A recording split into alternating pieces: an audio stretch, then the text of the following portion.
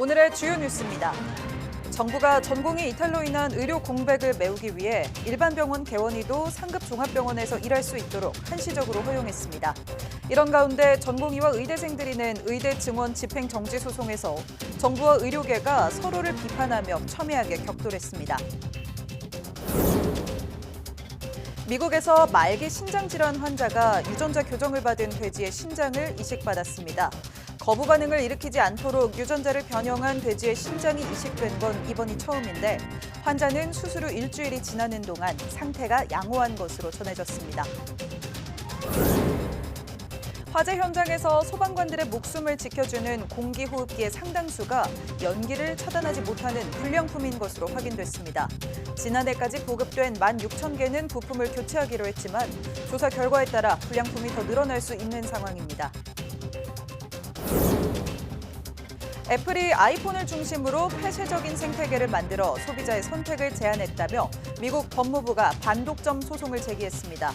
유럽연합도 빅테크 기업의 시장 지배를 막기 위해 애플을 조사할 것으로 전해져 애플의 폐쇄적 생태계가 사면 초과에 처했습니다.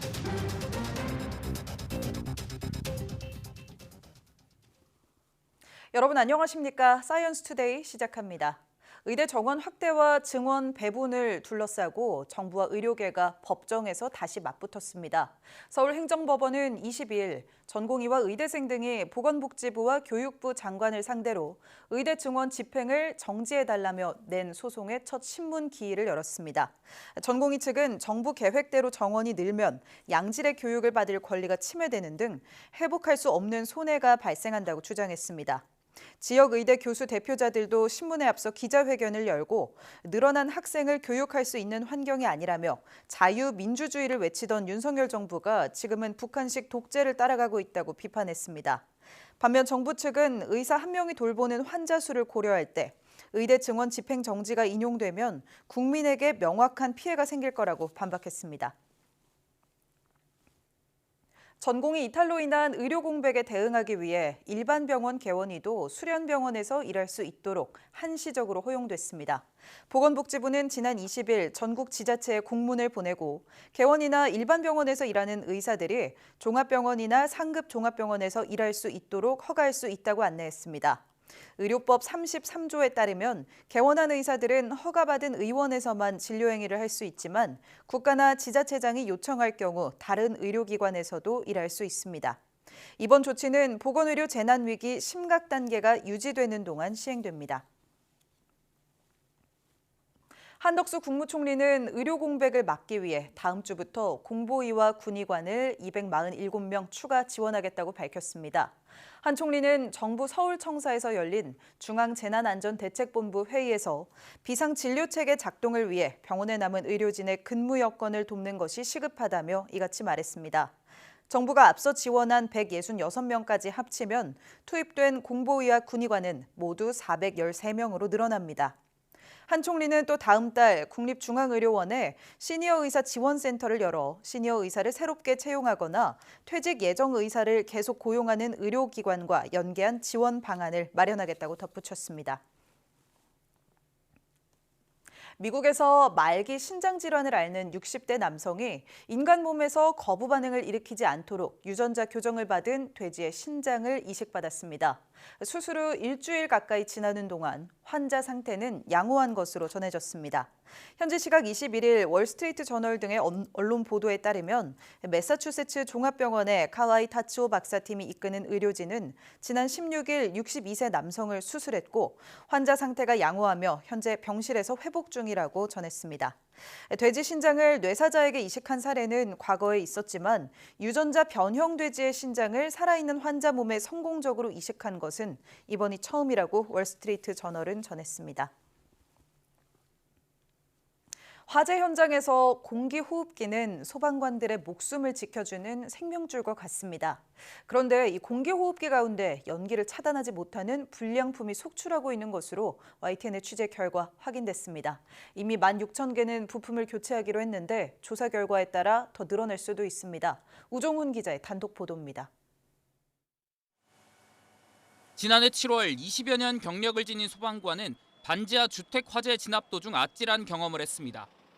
공기호흡기를 착용했는데도 연기가 그대로 들어와 사고를 당할 뻔한 겁니다. 그 공기호흡기가 불량이어가지고 면체 내로 그 오염물질이 막 들어오는 거예요. 현장 경험이 많기 때문에 탈출을 했지 경험이 없는 직원들 같은 경우에는 당황해가지고 패닉에 빠져버립니다. 지난해 11월 경기 소방학교에서 훈련받던 교육생도 비슷한 문제를 발견했습니다. 이틀 뒤 다른 교육생 2명은 공기호흡기를 쓰고 화재 진압 훈련을 하다 실제 연기를 흡입하기도 했습니다. 모두 같은 제조사에서 만든 공기호흡기입니다. 그러자 경기소방은 지난해까지 보급된 관내 16,000점을 교체하기로 결정하고 전국에 보급된 같은 기종도 모두 바꿔야 한다고 소방청에 보고했습니다. 소방관들이 얼굴에 착용하는 공기호흡기 면체입니다. 화재 현장에서는 이처럼 장치를 조작해서 외부 유해 물질을 막아주는 소방관들에게는 생명줄인데 이것이 제 기능을 못하는 상황이 발생한 겁니다. 불길 속 생사를 넘나드는 위급한 현장에 불량 장비가 지급됐다는 사실에 소방관들은 분통을 터뜨립니다. 이런 이물질이 흡입이 돼버리면 뭐 한 0.7초도 안 걸려요. 그냥 쓰러져 기절해버립니다. 사람의 목숨을 갖고 장난치는 거나 막 똑같은 거 아닙니까 그게? 제조사는 부품들 규격이 맞지 않아 공기 유입구가 제대로 닫히지 못한 점을 원인으로 추정하고 있습니다. 문제는 해당 제조사에서 만든 제품이 불과 3년 전에도 공기 막힘 현상으로 2만여 개나 리콜된 적이 있었다는 겁니다. 이게 정말 의심되는 부분도 많고 이런 공급이나 어떤 계약 체계에 대해서도 철저하게 한번 조사를 해봐서 소방관들이 어떤 생명하고 정말 직결되는 문제거든요. 그래서 소방청은 제조사와 소방산업기술원 등이 합동조사했을 때 이상 없음 결과가 나왔다며 명확한 원인 규명을 위해 화재나 강추위 등 극한 환경에서 이상 유무를 살피는 조사를 추가로 하고 있다고 설명했습니다. 다만 제품 불량으로 최종 확인되면 모두 교체하겠다고 언급했습니다. 해당 제조사에서 만든 공기호흡기는 7만 6천여 개로 전국 소방관에 보급된 전체 공기호흡기의 절반이 넘습니다. YTN 우종훈입니다.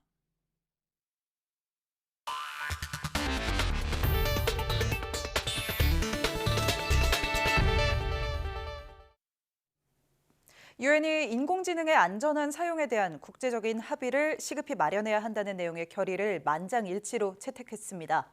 유엔 회원국들은 미국 뉴욕 유엔 본부에서 총회를 열고 미국 주도로 제출한 AI 결의안을 표결 없이 전원 동의로 채택했습니다.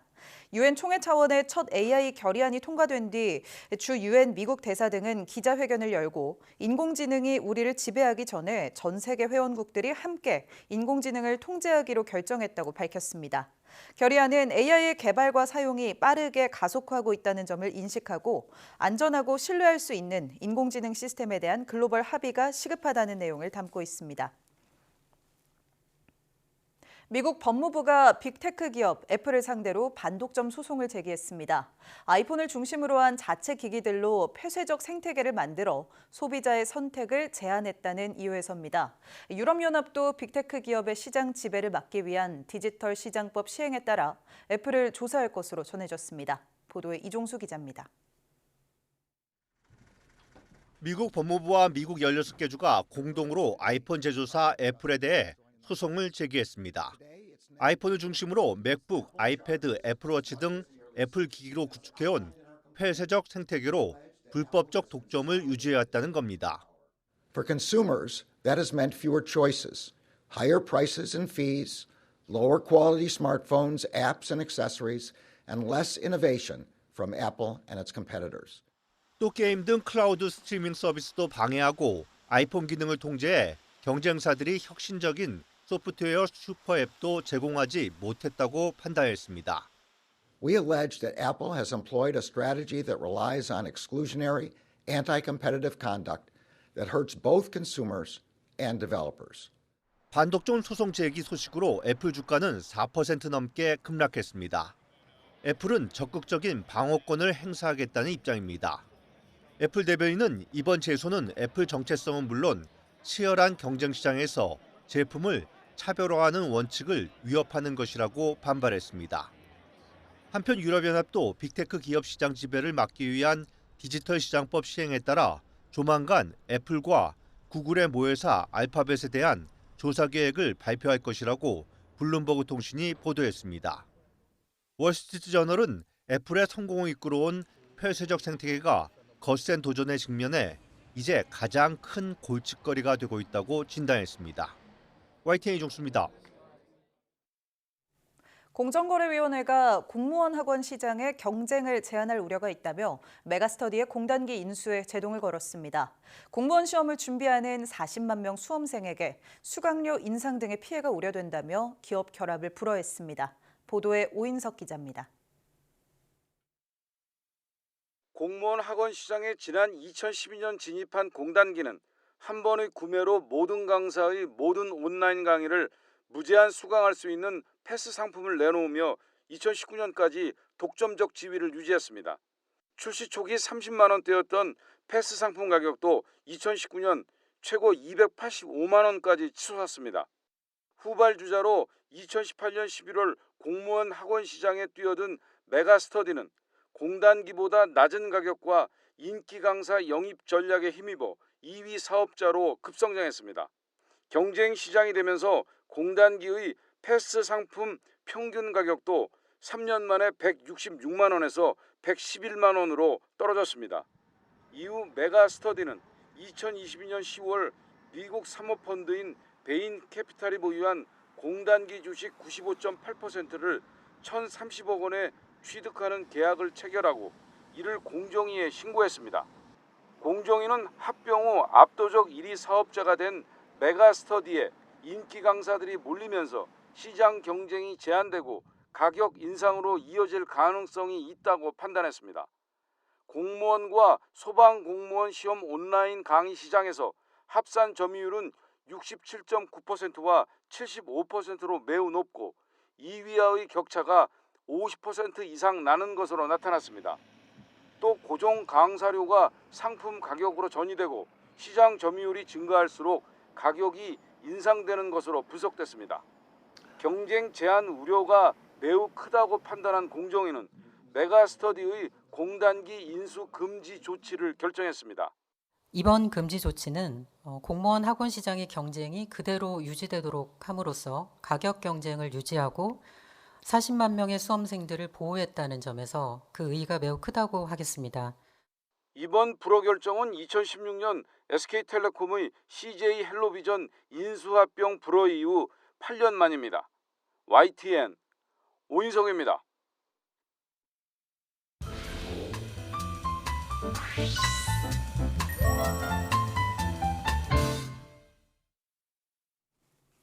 네, 한 주의 마지막인 매주 금요일 영화 속 과학을 찾아보는 사이언스 레드카펫 시간입니다. 양혜영 기자와 함께하겠습니다. 어서 오세요. 안녕하세요.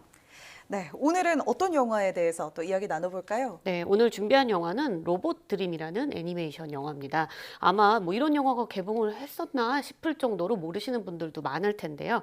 이 영화는 개인적으로 제가 정말 강추하는 영화이기 네. 때문에 오늘 꼭 추천을 해드리고 싶었습니다. 네, 아니 사실 로봇 드림 제목만 들었을 때는 이게 기대할 만한가? 이런 생각이 좀 들었는데 네. 강추하신다고 하니까 더 기대됩니다. 영화 내용부터 좀 소개해 주시죠. 네, 이 영화의 주인공은 도그, 그러니까 개와 로봇 이렇게 두 이제 주인공이 나오는데요. 네.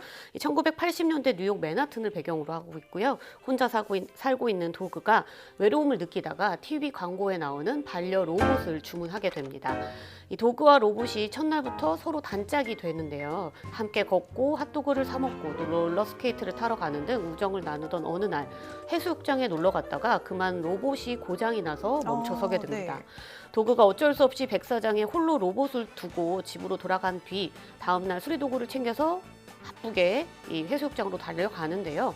하지만 해변은 폐장이 됐고 아이고. 다음 여름까지 입장할 수 없게 네. 됩니다.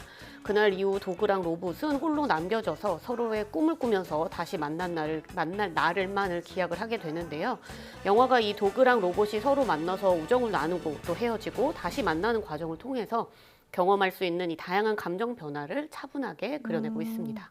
사실 이렇게 말씀해주신 줄거리만 들어서는 특별한 영화다 이런 느낌은 잘 없는데 추천도 아닌 강추를 하신 이유가 궁금합니다. 네, 우선 우리가 마음을 나눌 때 꼭 말을 해야지만 모든 마음을 나누는 건 아니잖아요. 네. 이 영화도 마찬가지인데요. 이 영화에서는 음악은 나오지만 말을 하지 않습니다. 아, 네. 일종의 무성 영화 같은 건데 말을 안 하는 영화라니 뭐 이해가 좀 될까? 좀 이상하다 이렇게 생각을 할 텐데 실제로 보면 그렇지 않습니다. 오히려 말이 없는 고요함, 일종의 어떤 안정감 같은 걸 좀 느낄 수가 있고요.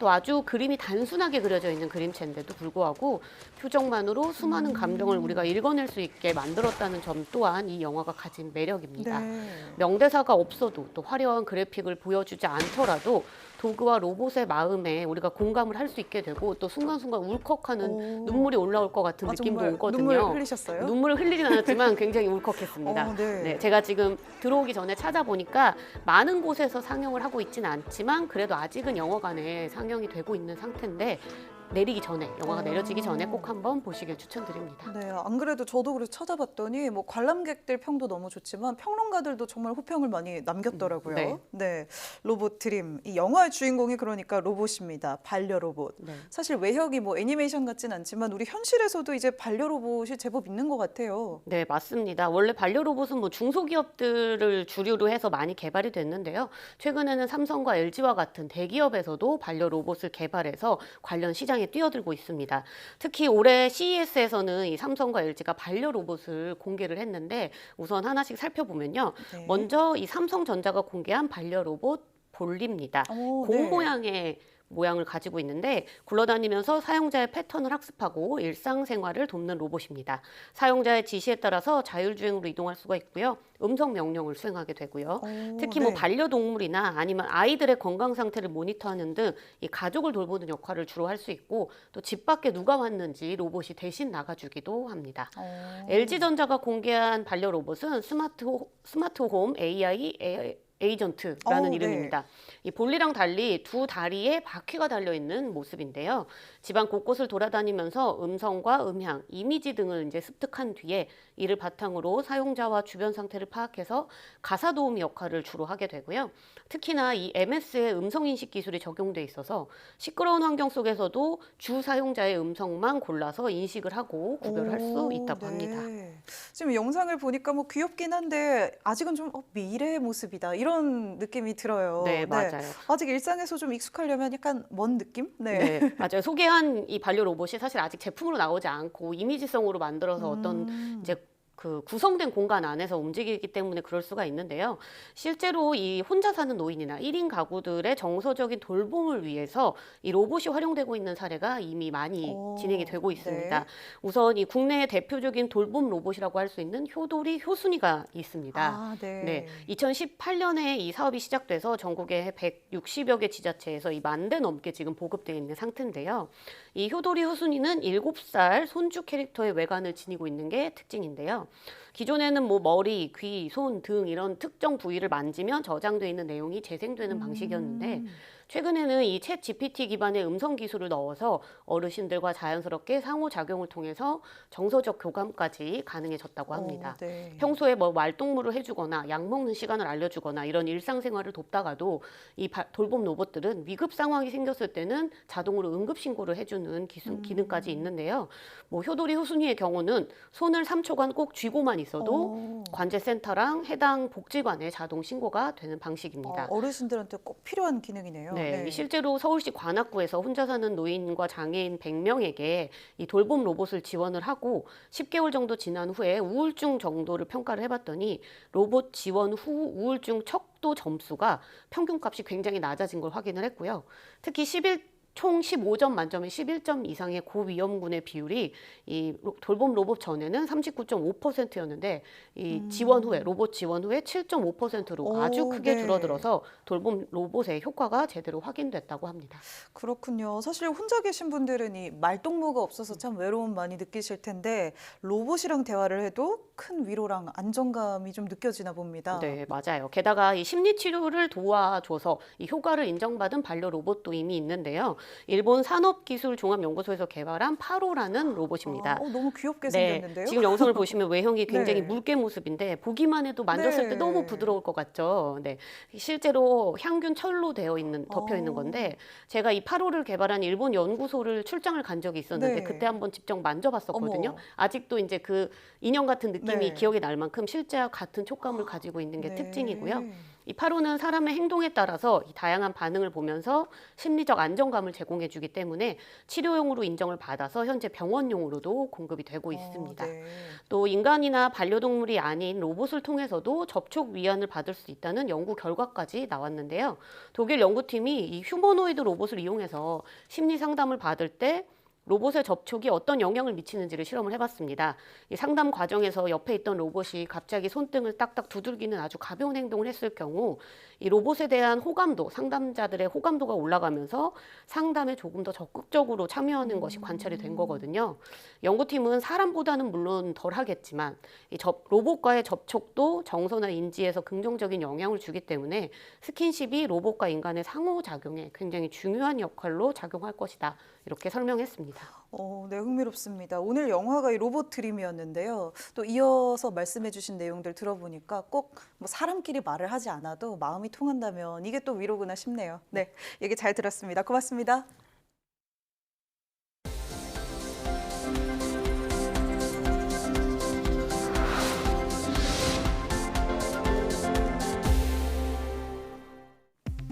간단한 피부 생체 검사로 파킨슨병을 진단할 수 있는 연구 결과가 나왔습니다.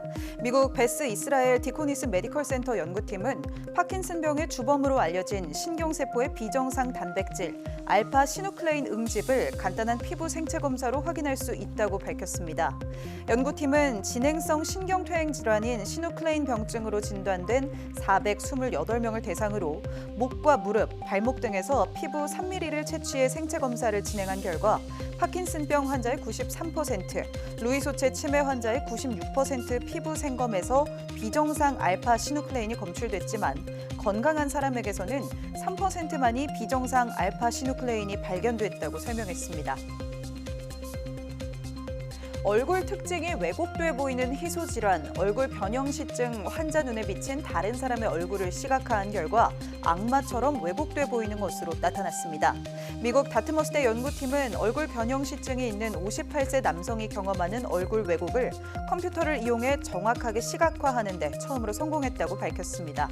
연구팀은 화면이나 종이로 얼굴을 볼 땐 왜곡이 없지만 직접 볼 때만 왜곡이 보이는 이 특이한 증상을 구현하기 위해 환자가 인지한 왜곡에 따라 화면 속 얼굴 사진을 소프트웨어로 수정한 결과 마치 조커처럼 입이 귀 밑까지 이어져 있고 눈도 옆으로 길게 찢어져 있는 모습이었다고 설명했습니다. 이종호 과학기술정보통신부 장관이 벨기에에서 열린 2024 원자력 정상회의에 참석해 한국은 국제사회 움직임에 동참하기 위해 원자력 확대 정책을 추진하고 있다고 밝혔습니다. 한국 수석 대표로 참석한 이 장관은 한국은 세계 원전 발전 용량 5위 국가라고 소개하면서 신한울 3, 4호기 건설, 기존 원전의 계속 운전 추진, 소형 모듈 원전을 포함한 차세대 원자로 기술 개발 등의 정부 원전 정책을 설명했습니다. 유럽연합과 국제원자력기구가 공동으로 개최한 원자력 정상회의는 화석연료 사용 감축과 에너지 안보 강화 등을 위해 원전의 역할을 논의하는 자리로 유럽에서 원자력에만 초점을 둔 정상급 회의가 열린 건 이번이 처음입니다.